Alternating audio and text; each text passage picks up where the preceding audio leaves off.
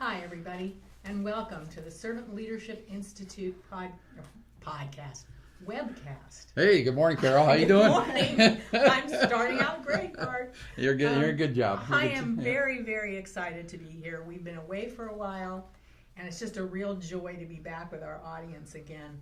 I'm Carol Malinsky, Director of Content and Curriculum, and I'll be hosting today's webinar, which we are calling The Art of Servant Leadership.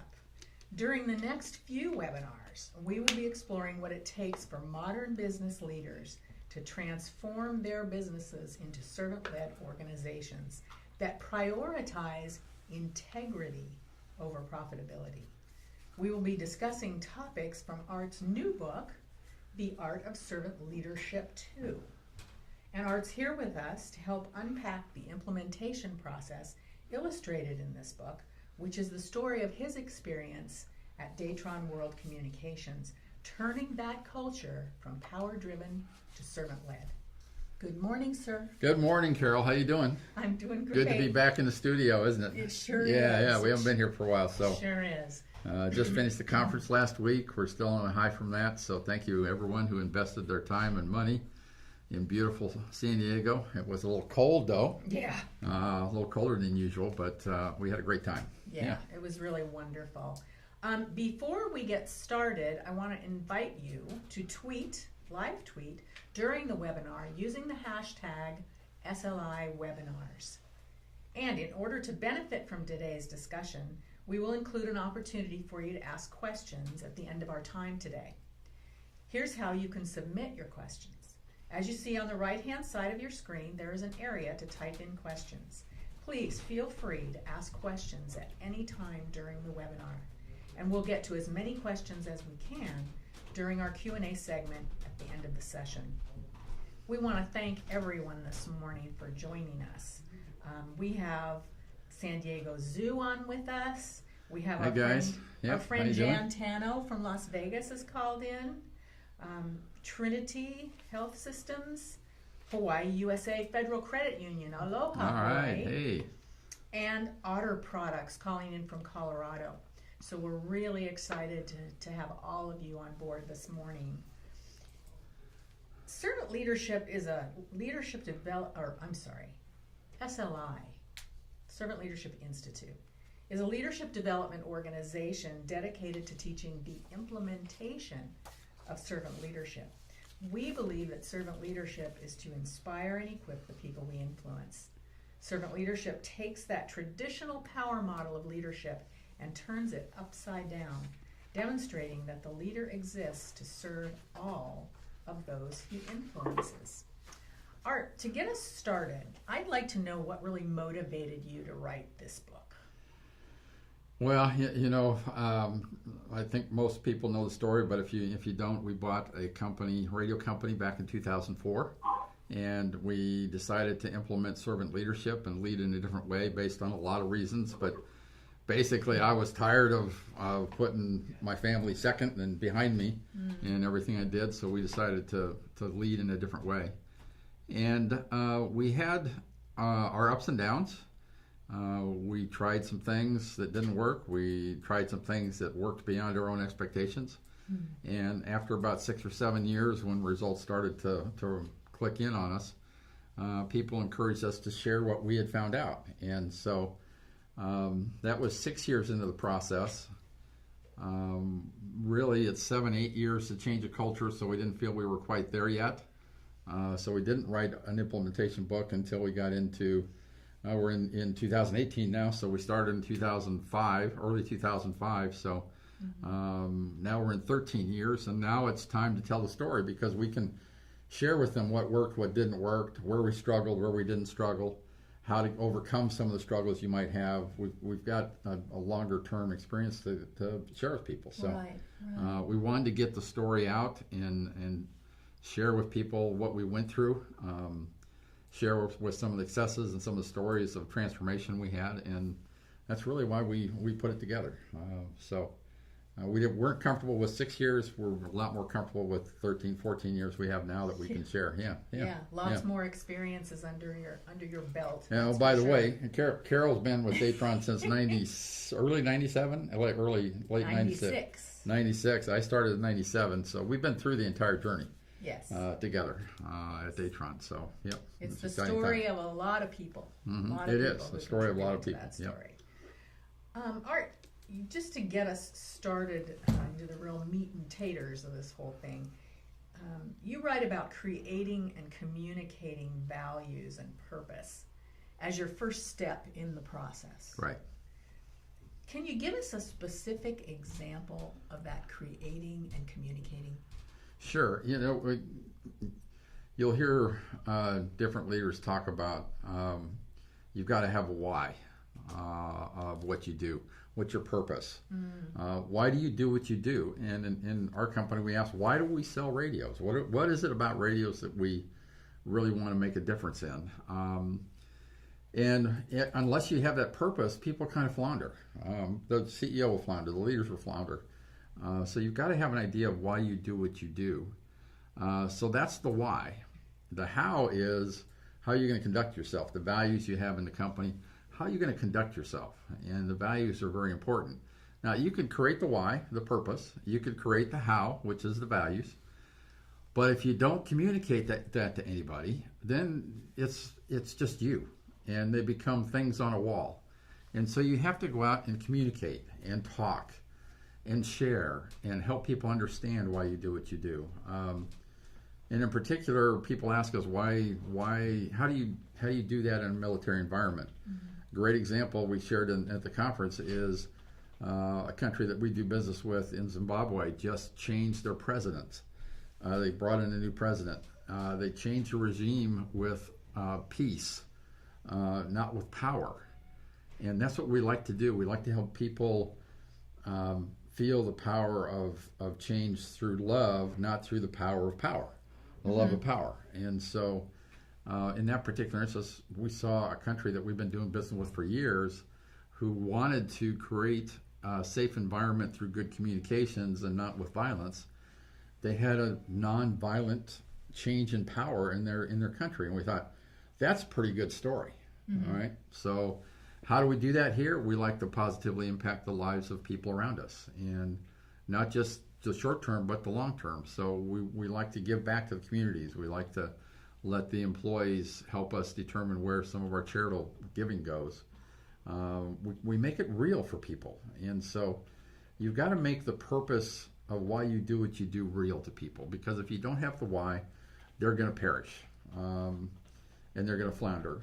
And if you're not serious about that, they're even more. Now, in today's environment, a value-driven company, we hear that term quite a lot. If you don't have core values that you really buy into and really believe in and really behave towards, the future workforce isn't going to stay with you. They're going to leave. And so you've got to have that identified and then communicate. I love what I think it was Ken Blanchard shared with me a couple of weeks ago. He was talking about one of the CEOs he interviewed, and he said, "So, what's your biggest challenge?" He says, "At times I feel like a third grade teacher." And he says, "Why?" He says, "Because I have to talk about the purpose and the values all the time. As the CEO, leader in the company, you have to talk about this all the time, because reinforcing it day in and day out is really important. You can't just talk about it once and say, I've done it, mark it off. I don't have to talk about it again for 8 years, because people won't grasp onto it. So you've got to make it real and ingrained in things. And then you got to find a champion.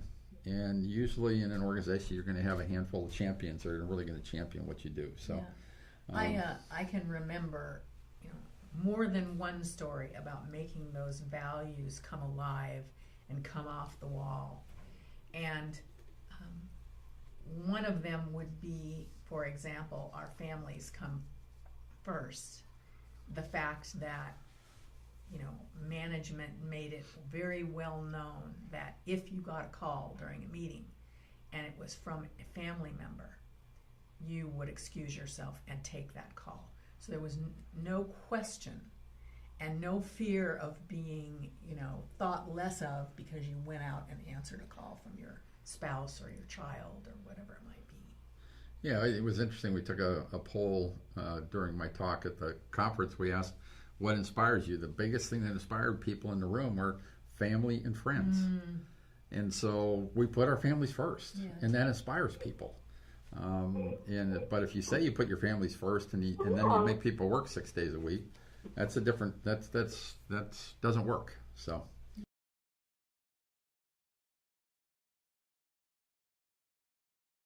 Okay, so my next question I have for you, Art, is can you think of 3 things that you can do to build a strong communication plan as you begin that transformation process? Yeah, in today's environment, there's multiple generations, and different generations like to be communicated in different ways. And you have to figure out what's the best way to communicate in your organization. And what we try and help people understand is you need to meet people where they are. Communication, like you see on the screen right now, where we're having all hands meetings. Yeah, I love that image. We love to get together and have fun together and share information and tell people where we are. We've got one scheduled for this Friday. Every quarter we get everybody together, share with them results, talk about how we're doing with our charitable giving and where the money's going to, and just share information with people. And so you've got to meet people where they are. Second, use any technology you can in that communication process. Don't just think that copying people in this environment. We've got text, we've got social media, we've got video boards around, media boards around the facility here that we have constant streaming things going on. There's multiple ways to communicate with people. And then the last thing is don't forget the personal touch to be real. When a leader is real about how they feel about things, how things are going, don't try and put a great face on a lousy quarter. If you had a lousy quarter, let people know you had a lousy quarter. And be honest with them when you communicate. If you're honest and you live your values when you communicate where you are, it's going to make a big difference. So those are kind of 3 ideas to help people. That's great. Yeah. And I must add, Art, that you've never been afraid of showing real numbers to people. We show people the same. Showing them in a way that people can really understand. Yeah, that's I can use a whole bunch of EBITDA this and EBITDA that. No, it doesn't cut it. So. That's great. Thank you for that, Carol. Yeah, we work real hard at trying to help people get out of the accounting world and into the real world, and understand that when things are okay or when things are struggling. Because we can all get it. Yeah. We really can. Art, you call the next step educate to own. Explain the purpose and importance of this part of the process. When you use the word own, people think I need to own something. I need to own, Art, you're trying to get people to own the company or act like an owner. I said, really not. I'm really trying to help or get people to understand they need to own the education that's invested in them. That when a company does decide to invest either through an education program, through a conference like we had, classes, in-house training programs, that you need to take that, what you've learned, think about how it applies to your life, figure out what you're going to do with it and how you're going to make yourself better, and then reflect on how you did with that plan. So there's a cycle of learning that you have to go through, and we have to own that education. It isn't okay just to go hang out at a training program and have a cup of coffee and a bottle of water with people and go back and say, I don't need to use this. Companies invest in people for a reason. So own that education that you have. Own that training investment that people have made in you. Most of the time, companies will invest in people. They see potential. And part of being a great servant leader is help people grow to their greatest potential.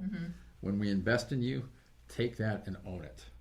And make yourself better, make your organization better. And that's what we're trying to get across when we talk about educate to own. It's a different mindset for people because it isn't just about training. We have some standard training we have to do, sexual harassment, FCPA, export training. Those are all compliance trainings. And that's, that you have to comply to abide by U.S. law. we're talking about training that helps you get better as an individual, as a department, as a company. And that's what we're trying to get people to do. There's some things that go along with that. When leaders train people and they do own it, there's a time when leaders have to get out of the way. You have to get out of the way and let people use that education. Don't invest in them and then keep them, keep the lid on them. Let them grow, let them go use that information to do a better job and be happier. So there's some responsibilities that fall on the leader as well. So yeah. Yep. Let's talk for a minute about small groups. I know this is one of your favorite topics, and it's actually one of mine as well. But let's talk a little about small groups and the role they play in educating. Part of the responsibility of a leader is to create a safe environment for people to grow. And one of the things that took me a while to figure out is that not all of my leaders were comfortable talking about challenges while I was in the room. That I needed to create that safe environment by leaving. And it isn't that I'm a bad guy, it's just that we have been trained about authority for so long that people are mostly afraid of authority these days because it's been misused. And when you do things differently and you have a different motive, don't be afraid to step out of the room and create that environment where people can learn. Now, we created small groups so that a small group of people, usually around 6 to 10 people, can meet once a month for an hour and talk about, here's what I'm struggling with this culture transformation we're going through. Art's asked us to learn about servant leadership. I'm struggling with this. And what happens there is you don't have a boss in the room. So there's no boss. You basically have peers. You can help each other through the tough times. And we see transformation in small groups just take off because it's a safe environment for people to talk about the challenges they're having. They don't have to worry about repercussions from the boss or the CEO or group leader or whatever you might be under. And so as a leader, I needed to create that safe environment, and the small group was a great way to do that. And they meet once a month. We've tried several times to reconfigure that, and the teams have always come back and said, don't mess with it. It's working. It's great. Let us do with it. Now, I will tell you, leave us alone. As a leader, I said, there's no agenda. I'm not going to tell you what you need to talk about. I don't want to report. I don't want anything back to me. This is your time to grow and talk to people about the challenges. So people ask, well, what do you want us to talk about? I said, you guys decide. Well, isn't there agenda? I said, no, there's no agenda. Do we have to give you a monthly report? I don't want a monthly report. I don't have time to read it. I want you to grow. And the best way for you to grow is grow in that safe environment where you don't have to report out anything. Yeah. And Carol, you've been part of a small group, and I've been part of a small group. I have my own small group outside the company that I meet with other CEOs.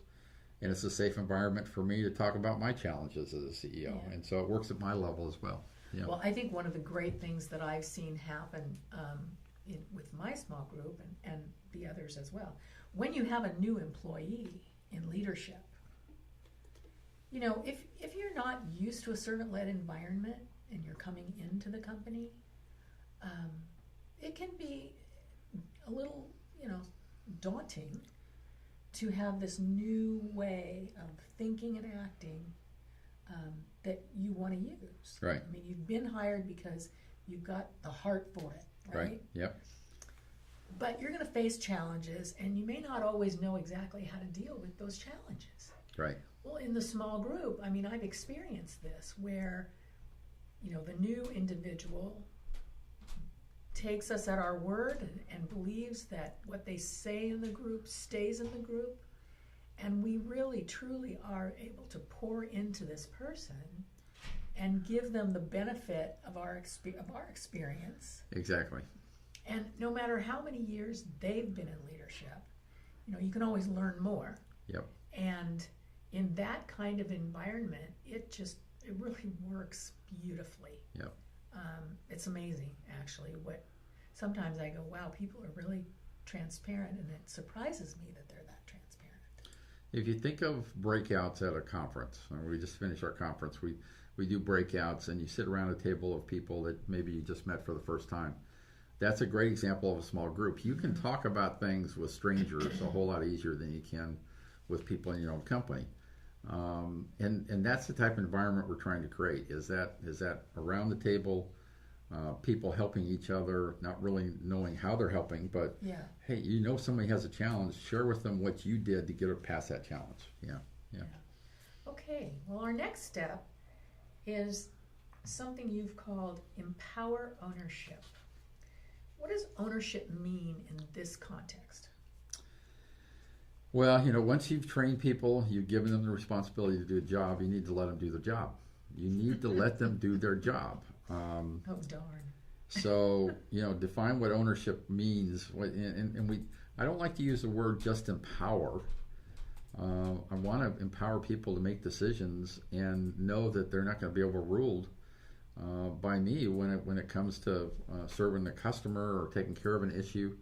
If it's a compliance law issue, it might be looked at differently, but when you're servicing the customer and the customer needs something, you do it legally, everything's great because I'm not going to second guess people in that regard.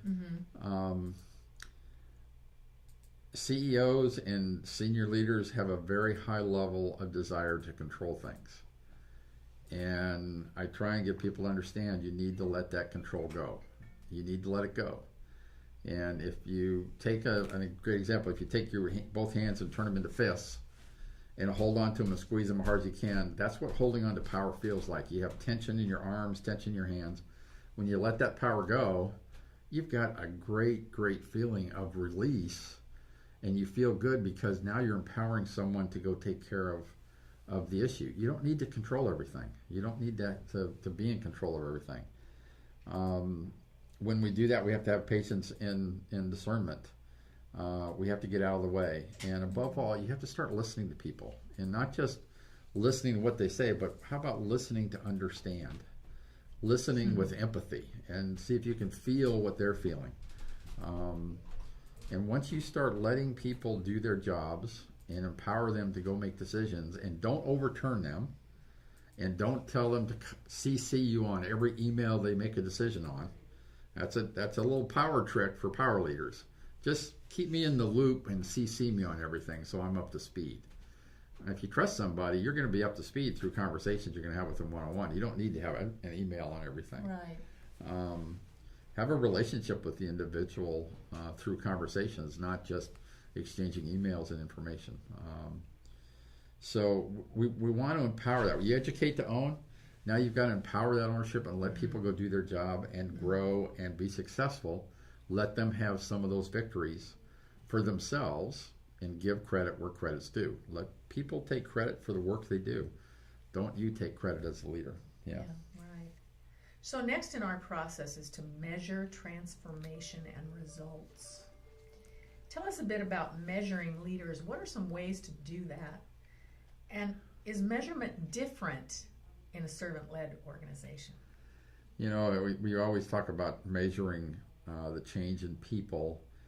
And before you can measure change, you have to know where people are. So you have to understand where people are in the culture that you're trying, in the current culture you have, before you can say, I want to go here. So you've got to be able to identify where people are in for us, a servant-led culture. Do you believe in servant leadership? What do you believe in it? How do you think we should act? How should we go about this? Involve them in the process. Small groups, we already talked about how important that is. But what we started doing was we just wanted to see improvement. And as long as we saw a change to the positive in people and they were working to get better, we would continue to invest in them. Now, here's the the tricky part of measuring this transformation. Not everyone in your team is going to transform at the same speed. And this is the most difficult thing a leader who wants to change a culture is going to face, is people are going to change at different rates. You still have to manage that different rate of transformation, and you have to get results as a leader. So just because you're implementing a new culture doesn't mean you get to take a break from results, right? So you have to get results.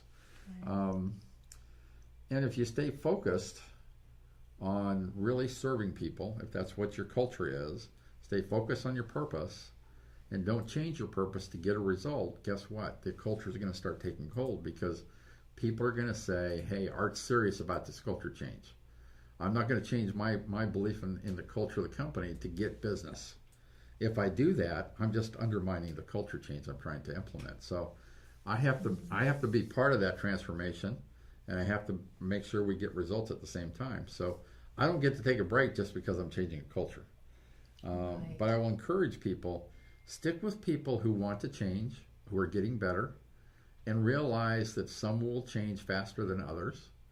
And those people who don't show any willingness to change, who aren't able to change, you're going to have to identify those and what am I going to do with those? And my guess is in our culture, we would help them find an environment where they would be successful. But measuring transformation isn't a KPI you're going to be able to measure. Some people try and do it through engagement. Some people do it through a lot of things. But I think one of the things I shared at the conference was if you walk into a meeting room and everybody goes silent, that's a survey. That's a measurement right there. You just know that you've just shut down everybody.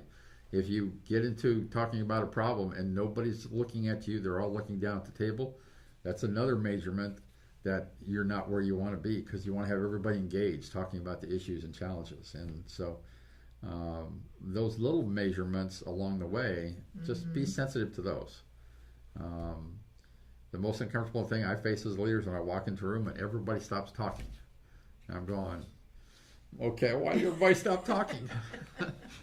I'd rather have them keep talking and be comfortable in sharing anything they want to talk about rather than stop and waiting for me to say something, because I know the team can be more effective when they're engaged and working together than just waiting for me to make decisions. Yeah, really requires a whole new level of awareness on the part of a leader. So for those of you out there who are leaders and are considering, making these kinds of changes, it's the best of times, but it's also, very challenging for you to step out there and begin to lead in this way, because it's not simple. So when I look back at our transformation, the ownership side started taking place when I asked the team to create the 10 characteristics of a servant leader. I let them create that. I stayed out of the process and I said, okay, I'm not being successful in helping you understand where we want to go. I'm going to let you take a crack at it. You define it, and then we're going to measure how we are against where we are. Remember, we met people where they are.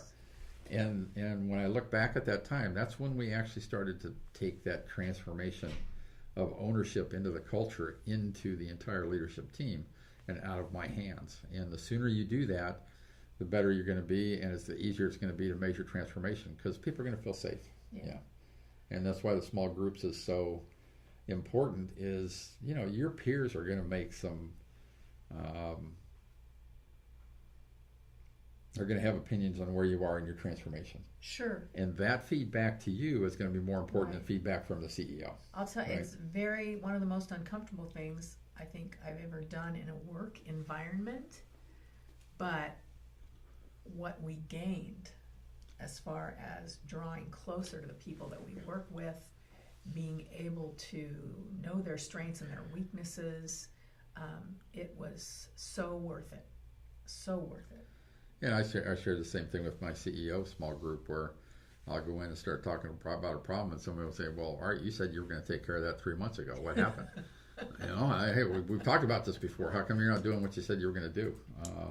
They do it in a loving way. Yeah. But we've created a bond where we can share and talk to each other in a way that we wouldn't do that in public, right? And that's the importance of a small group. Yeah. So that leads us to reflection, which is the action that you describe as the next step in the transformation process. This is something that not many of us do. What are the results of reflection in leadership?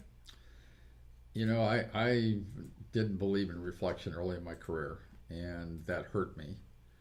I always wondered why I couldn't get to the next level in where I wanted to go.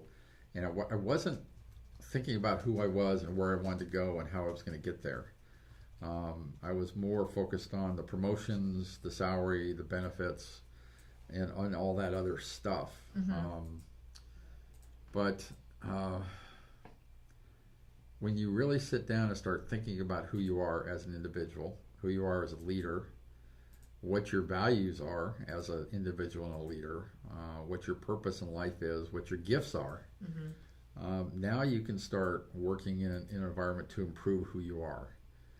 And we have to reflect on those challenges we have in life to learn from them. Challenges are there for us to learn from them. And then when we face that challenge, we have a responsibility to help other people through that challenge.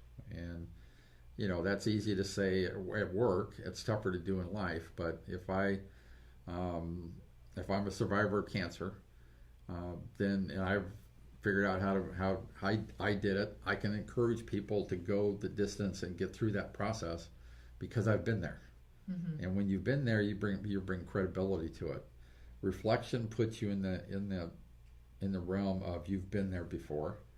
I can tell people what I've learned, how I got better, what worked, what didn't work. But in the environment we have today, where we're a servant-led organization, my reflection is more about the reaction I get from people. If I get a reaction from someone that just I wasn't expecting, my first question is, what did I do to create that reaction? What did I do? What did I say? How did I say it? What didn't I say? What didn't I do? What did I do to create that reaction? Because the reaction doesn't usually come from me. It comes from a combination of experiences and things people are going through in their personal life and their work life, etc. But I always start with myself first and ask myself what I did to create that. That's totally different from a power leader, where a power leader will go, hey, Carol, you didn't do your job, and if you don't do it, I'm going to find somebody who will. And guess what? I didn't do anything wrong. It's all you. And then once I change you out, I'm going to be okay as a leader, right? It doesn't work that way. We have to look at ourselves first to see how we get better, and reflect on where our organization is, the challenges happening when we don't meet our numbers and don't get the results we think we should. We have to sit back and ask ourselves real questions. What went wrong? Why did it go wrong? What are we going to do to fix it? What are we going to do better? How am I going to teach the team that you need to get better? And how am I going to get them to take ownership in the results? I've found the answers to those questions in dealing with people when I go off and spend time with myself and think through it. When I have a situation where I need to confront someone, I'll run through the conversation in my head. I'll write down the steps I want to go through. I'll write down and think about it. I'll put it aside, come back and think about it a day or two later, and go, is this the right approach? And I'll put some effort in up front before I just sit down and blow off steam with people. And when we do that, you get a better result, and people really feel you care about them. And that's the big difference in reflection. And you've seen me go through that, right? You've been one of my compadres that I will sometimes go to and go, hey, Carol, help me understand, why did I get this reaction in a meeting? And when you have people like that will help you, it means a whole lot to the leader in the room. When you have people that will give you feedback on what you did to create that reaction. And Carol's been in some meetings where I've just shut down the room. I used to just shut down the room, and I wasn't interested in listening. I was just interested in telling people what they needed to do. And I've gotten better at that over time, and now I listen more than I talk, and sometimes the old behaviors come out, but not too often. Not as much as it used to, so. Yeah. Well, we're all a work in progress, aren't we? We are, absolutely. Yep. And now it is time, sir, for you to answer some questions. Oh, my favorite part of the time. I get to answer some questions. Yep. So our first question is regarding the small groups. I love the idea of creating a safe environment, but how do you avoid these sessions becoming gossip or toxic? And toxic. So, number one rule in your small group is you have to live the values of the company. So if the values of the company say you're going to honor and add value to people, you're going to be ethical, you're going to be straightforward with people. You need to live your values. You can't just go into this thing and start talking gossip on people. And the people in the room need to hold each other accountable and say, hey, listen, I think you're going on the edge here about talking about gossip. Do you have a real problem we need to talk about? If you have a group of 4 or 5 or 6 people that just want to get together and complain, then you got a problem with everybody in the group. Most people will stay away from that. And once you teach them the difference between gossip and actually talking about challenges and issues, and get that, what I call fascination for the truth, then you can really help people. But you have to live your values and you have to live your purpose in that small group. You don't get to check them at the door just because you're going to get together and talk about things. Right. Yeah. And you know, if you are pursuing servant leadership, then you will do what you can to stop that kind of behavior. You have to take on the personal responsibility to go in with the right mindset and to make sure, or do what you can to make sure that those kind of situations don't occur. Yep. And it may not be easy, Right. but it's your responsibility. Yep. And, you know, hopefully you're in a situation where you've had some servant leadership training, you know, along with having these small groups, because then you can learn about the whole concept of thinking about your thinking. You know, is what we're discussing useful? That's Right. a great question to ask. Is Yep. what we're discussing useful? Mm-hmm. Yeah, how do you add value? You don't Yeah. add value to people by gossiping Right. or complaining. And if it just becomes a complaining group, there's no value that's being added. And you should just shut it down and maybe mix up the Yeah, people that are yeah. going to it. Yeah, yeah. Okay, the next question is also on small groups, and it's very interesting as well. How do you migrate small group concerns up to senior management? There are times when items discussed need to be addressed higher up, but I wonder if it ever leaves the safe haven of a small group. So the idea of a small group is to help the people in the small group grow. And what I know about small group is when the people in the group grow and they change their behavior, the performance within their department will improve and get better. And the best way to get senior leadership attention is to change your behavior and create better performance. And one of the things I like to tell people is you don't need permission from your CEO or your group leader, whoever it might be, to treat people with dignity and respect. Why do you need permission from anybody to treat people with dignity and respect? So keep in mind, the small group is not to identify issues that need to come up outside of that small group. It's to help the people within the small group grow, get better in their own behavior, get better in their own performance. Let your performance speak to upper management. And we've seen it over and over again where people decide to bring a certain culture into their group. They get great results and people go, what's going on down there with Carol's group? Why is Carol's group outperforming everyone else? Once you get their attention with results, guess what? You're going to have an open door to talk about anything you want to. And that's when you start putting some of the serious issues on the table. But if you just go in and you just start talking about, here's everything senior leadership has to do, what you're saying is they need to change and I don't. I like to start with us first. Let's change our behavior first, wherever we are, and then let our behavior and our performance speak the loudest, and that will open up doors that were closed in the past. Yeah. I hope that helped. It's a tricky question, but just keep in mind the small group is to help the people within the group grow, not to have discussions on everything that needs to be changed in the company, that needs to go to the senior leadership team. Yeah. Right, and where I would make, I mean, obviously, Art and I would make the distinction that if we're talking about some kind of safety issue or, you know, something that has to do with human resources, take it to human resources and don't feel like, you know, your small group should be responsible for resolving that completely. Yeah, that's a great point. You know? Yep. Mm-hmm. Yeah.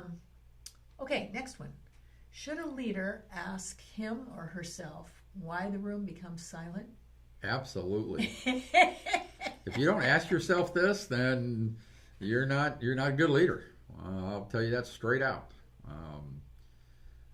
And there's a whole bunch more here, Carol. Right. So, yeah. Is it because people are afraid of the leader's response based on experience? Yes.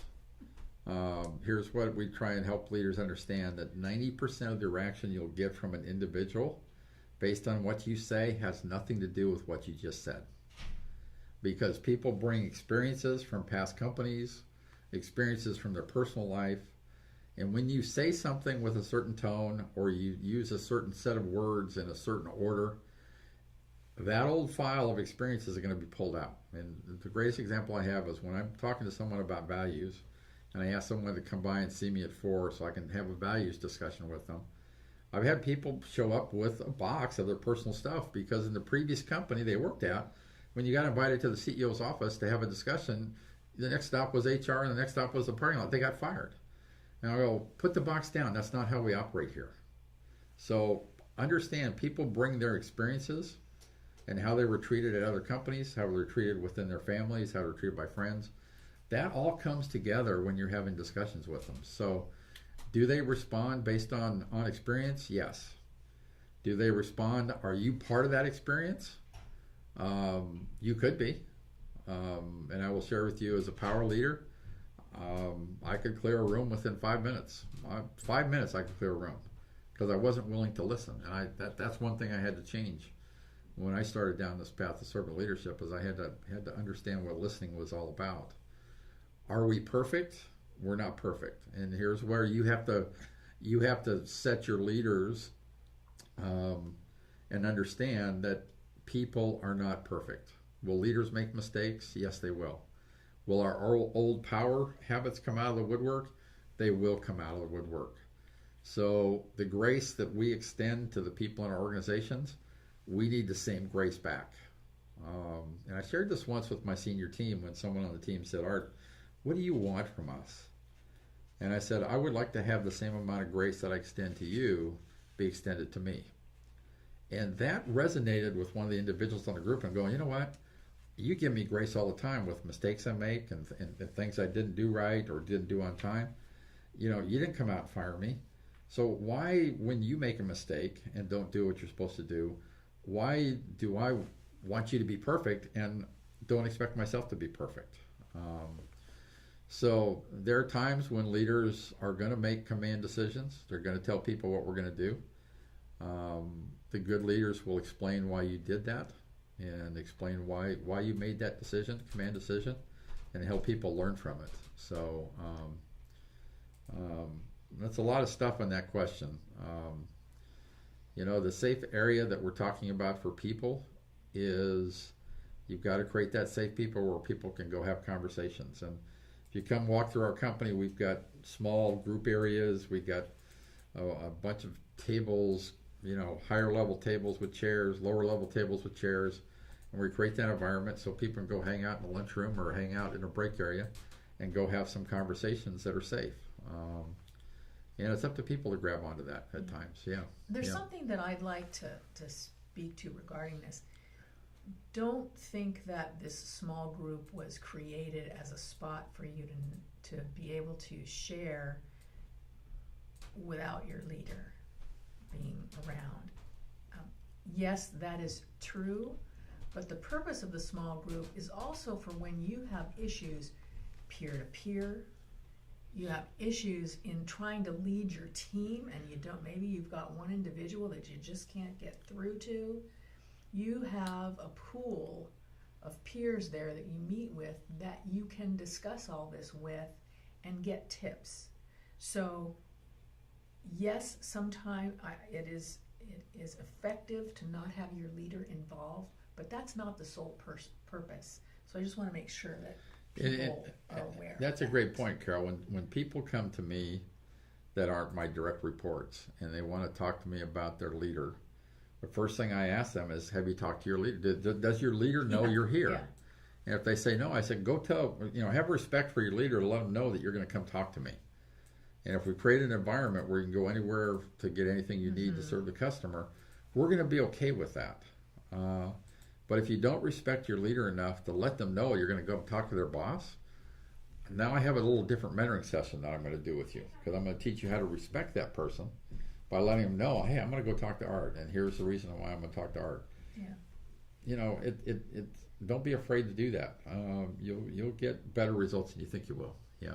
Okay, moving on to our next question. Yeah, what's your next one? Yep. How do I deal with my frustration working with someone who is not going to change for the good? Some people in our lives will not change, and I want to know how I deal with that within myself. I'm going to talk as a leader first. Where I invest my time is with people who want to change. And so when I run into people who don't want to change, I'm not going to invest my time with them to help them grow, because they're not willing to accept the hand that I'm willing to extend out to help them. And so we can extend the hand out every day, and we can say, hey, I want to help you. But if they don't reach out and grab that hand and say, take me and help me, don't waste your time with them, because they're not willing to change. They're not willing to grow. If there's a place for them in your organization where that attitude is okay and you can put them on a task and they can do it, great. If they're going to be a hindrance and pull the team down, you need to make a decision on what their future is with the company. As a friend, I have friends. I used to have a friend that used to, every time we get together, he'd badmouth one of my other friends. I said, you know what? I'm done doing this. I'm not going to do this anymore. I have friendships, and if you don't like who I'm a friend with, I'm not going to hang out with you anymore, and I don't hang out with that person anymore because it pulls me down, and I don't have time for people to pull me down. And it took me a while to learn that, but the more we hang around with people that are like-minded, the better off our life is, and better off their life is. And so people who don't want to change, and all you want to do is talk about change and being a servant leader, they're not going to hang around you because they don't want to talk about it. And that's okay. Just don't continue to invest in them. Go invest your time with people who want to be helped and have a willingness to go grab that hand that you're going to extend to them. Yeah. Okay, the next one is, can you talk about the 4 types of people and who to focus on? Oh, okay. Yep. This must come from someone who attended the conference. But I know the chart you're talking about. I believe there's 4 different types of people. The best person is people that are willing and people that are able in your organization. And then you have people who are unwilling but they're able. So they've got the competency but they're not willing to do what that you needed them to do. You got people who are unable but they're willing to do it, but they don't have the competency. And then the 4th type of person is the people that are unwilling and unable. And the unwilling and unable people, those are the people you want to help share with the competition. Let them go to work for your competition. Let them go to work for a company that will accept them, and invest your time in people who are willing and able. The folks that are able and unwilling, you can probably change them to some extent. The ones that are willing but unable, that don't have the competency, can you train them? You could. They're worth the investment. But when you have that 4th one that's unwilling, unable, don't waste your time. So invest your time in people who want to grow and want to grab that hand. So. Great. Okay, next question. Could you talk about going to a mentor prepared to learn? So here's one thing that took me a while to learn. I've had some great mentors: Ken Blanchard, John Maxwell, Werner Jacobson with my Convene group has been a great mentor. Lori, my wife, has been an unbelievable mentor. And what I've learned is I need to go prepared for that session. And what I mean by that is you need to sit down and spend some time and write down the questions you have for that mentor that you want answered that day. And because you want to make the most out of that time. You don't want to just go in there and just talk about things. You're going, hey, what do you want to mentor me about? We're here to help you grow. We want to meet you where you are. So come prepared and ask questions. And that's the responsibility of the Educate to Own, is when you ask a mentor to mentor you, be prepared with questions. Let them know what you need help with. Let them know the questions that you have. And when I used to sit down with John, he mentored me for probably 3 or 4 years. I always had a pad that had a bunch of questions on it, and I would go through it, and have him answer it. Now I'd spend 45 minutes to an hour with him. And the thing I learned was the more questions I have, the more he's going to answer. And just don't go in prepared with 2 questions. Go in with 20 questions, because you may have some sessions where you get through 20 answers, and you're just going to learn a whole lot more. But I ended up being referenced in his book, Great Leaders Ask Great Questions. And he did a shout out to me because I always came prepared and asked great questions. So when you ask someone to mentor you, you have a responsibility to go prepared for that mentoring session. So go prepared with some questions, and be ready to listen and learn, because you're going to learn a whole lot from that person when they're pouring into your life from where you are, not from where they are. Yeah, that's a Great answer, question. Art. Yeah. How can employees inspire current leadership to adopt these ideas? Behaviors, performance. Yes. I always say you don't need permission from any leader in your company to treat people with dignity and respect. You don't need permission to help people be successful, to do their job, to get a great rating on a review, to get great results and meet your goals. You have goals set out for your group, go meet them or exceed them. And that's the best way to go make a difference with your current leadership. And like I said earlier, we've seen it over and over again where a small group of people decided to implement a different leadership culture. And when they started getting results, guess what happened? They got attention. Mm-hmm. And when they got that attention, the door was open for them to go bring that concept to their leaders, because they wanted to know what was going on with that group. And story after story after story where people start where they are, they've gotten that chance to go take it to their leadership team. Someone in the leadership team, the smart leaders, will notice, and they'll start asking you questions on what's going on with that group. And that's when you start having an influence on the leadership that's higher up in your organization. Yeah. Okay, next one. I am a new leader in an organization that is in the midst of a major transformation. My team was previously under a power leadership style. What helpful tools can I use to help rebuild trust and collaboration? Yeah, that T word, the trust word. People need to understand your motives. If they've been under the power model motive of a power leader is, guess what? I'm doing it for me. I'm trying to use you to help me get better, get the promotion. What people need to understand is, number one, they need to understand what your motive is. And then they need to really feel like you're serious about that motive. So if you're really there to help them grow, if you're really there to help add value to them, if you're really there to answer their questions, to help them get better, to grow to their fullest potential, when they start realizing that you really care about them, that's when you're going to see that transformation start to take off. But if they see a power leader who's only trying to use them so they get better, and i.e., great example of that is, do you ask your team to do things and then you take credit for them, or do you give the credit for your successes to the team? Yeah. That's what they're going to look for. So be very sensitive to what they've seen in the power world of being used versus in the servant leadership world where you really care about people. And I love what we say. We say once people understand that you really care about them, that's when you're going to have influence, and that's when you're going to see amazing results. So just keep at it and understand you're going to have some ups and downs through that process. And some days you're going to be successful, and other days you're going to go, that didn't work. Keep at it. Don't give up on it. Just keep at it. Yeah. And when you're not successful, when you make a mistake, don't be afraid to say you're sorry. And you will build trust if you can admit, when you maybe made a wrong step. And do what you say you're going to do, and you'll build trust in that group. Yeah, the collaboration is interesting because, if you get your team together and you ask them for their opinion and then you shut everybody down and say, we're going to do it my way, you're not collaborating, right? Yeah. You're not letting people be part of the process. Right. So the trust is one thing about motive. The collaboration is, participate in that.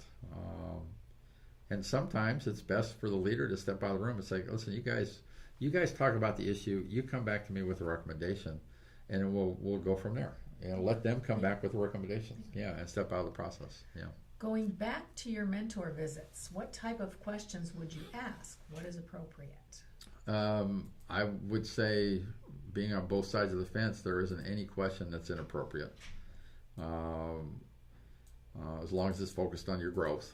Don't ask them, who are you going to take to the football pool or, baseball, or if you're a sports fan, whatever. Don't go talk about your experiences over the weekend or your plans coming up. You're there to grow. And most of the time you're there to grow as a leader. Ask leadership questions. Some examples might be, I have this situation in the group.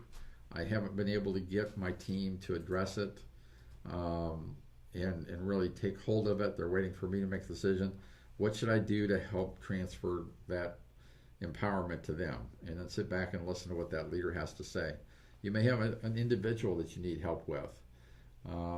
You may have a question that says, hey, listen, I really don't have time to invest in people and meet with people one-on-one. And that mentor may tell you, listen, you have to make time. What do you mean you don't have time? Go figure out what you're not doing or what you're doing that doesn't need to be done, and get that out and go create some relationships. They can help you identify some things that you maybe should stop doing versus things that you should continue doing. But take questions about the challenges you're facing. That's the best questions I always asked John was, here's my challenge that I've got. Here's my challenge. We did a great job here, but we didn't do a great job here. What do you think? And I had a benefit in that John worked with our team for 3 years in helping us grow and get better. So he knew the players as well.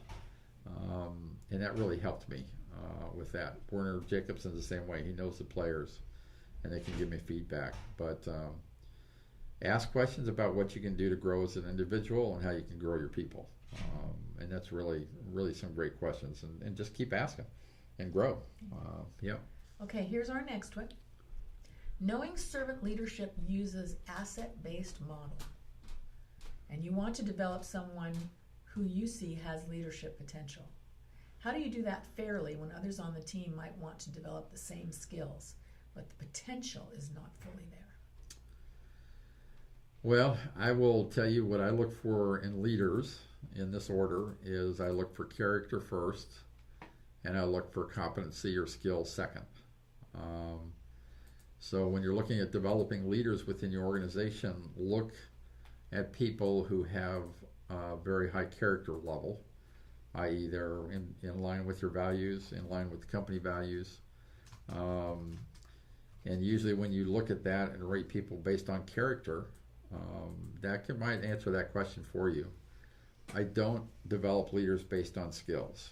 And the reason I don't do that is early in my career, the companies I worked for would promote people based on their skills because they did a great job in their previous job, and they put them in a leadership job and they'd fail. And the joke was we promote people until they fail, and then we stop promoting them. We weren't investing in their lives. We weren't helping them to be leaders. We just said, you did a great job in this job, so we're going to give you this job. And that was all about skills and not about character. So when you're looking at investing in leaders, start with character first, and then start with competency. And rate the people on how you see them act. Trust is a big, probably the top of the list. And do they have a heart to serve people and help people?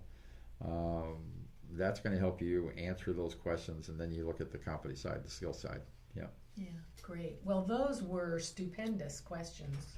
Great questions. Yeah, I love this. Really, really great. Well, you can read more about the implementation of servant leadership in The Art of Servant Leadership 2, which is now available on Amazon. And going forward over the next couple of webinars, we're going to feature more information on this implementation journey. There's more to the story, and so we hope you'll continue to join us. Well, here's some ways you can get involved with SLI.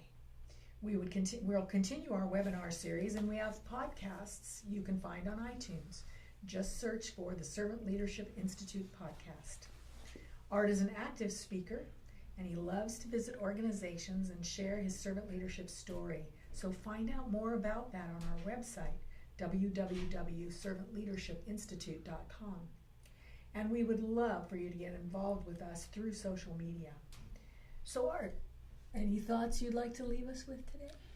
Well, when you start this journey, it's a journey of ups and downs. And in the book, in the latter part of the book, there's a journey that you'll see how Datron went through each one of the main areas that we implemented. And you'll see that we started to learn about it, we'd implement it. We wouldn't quite get it, we'd have to go back and learn about it, and then we'd implement it. Some things we got and stuck with us. And so the journey is up and down. And you don't learn about it, implement it, and be successful with everything you do. There's going to be this roadmap, and I wish I had a picture of it when we had the conference. The road is curvy.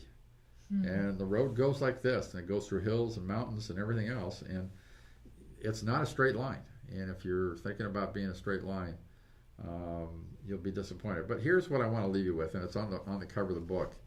And it took me a while to realize that's really what we're all about. Is, how you get results is more important than the results themselves.